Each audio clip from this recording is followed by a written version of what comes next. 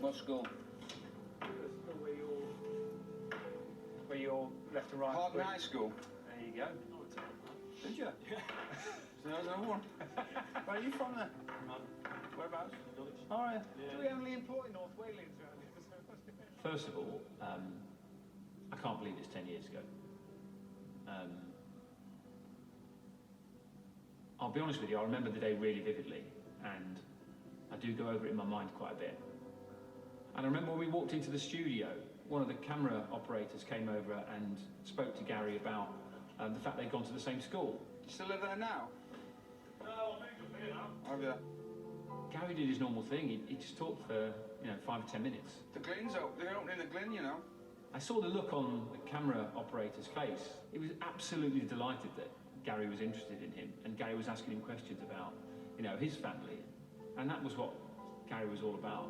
So we've got Mr. Speed on camera. Let's start with Gary Speed then, okay? The actual show was brilliant. It's good, that. Nice one. That's good. After the show finished, I took him upstairs because Alan Shearer, one of his great friends, was working on Match of the Day. So we went upstairs into the Match of the Day production office, and then I stayed a little bit longer. And the last thing I said to him was, I'll give you a call Monday and we'll organise a game of golf. And that's where we left it. Shook him by the hand, said, "You're really good today," and left.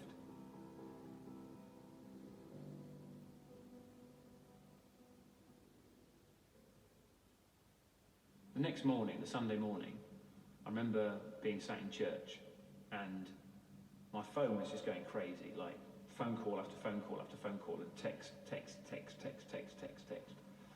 And I remember exactly where I was sat. I looked across the row and I said to my wife, something's happening, I need to go and get this. And I walked outside, it was a freezing cold morning. As I looked at my phone, there was a call from Alan. And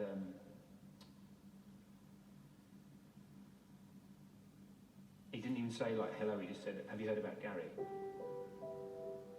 Sorry.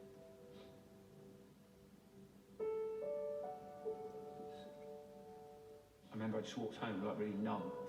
I just couldn't fathom what had happened when you think about the day that I'd had with him the day before. Then you just go back over absolutely everything. You can't help ask yourself whether you could have done something, or whether there's something you should have seen, or whether there were some signs there that you could have, helped. But I really don't think there were.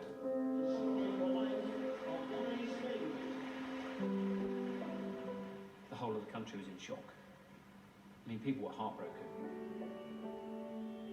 I think everybody who knows him really well would say that they don't have the answers to why he did what he did.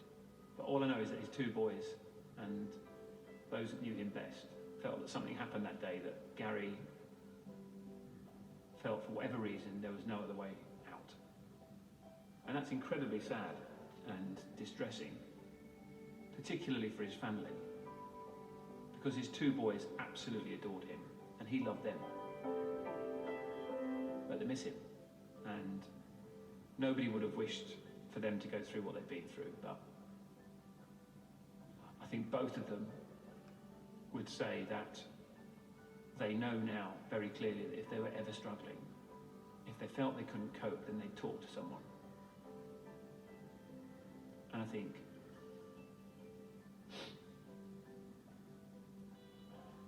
if Gary had spoken to somebody that night, I think he'd still be here.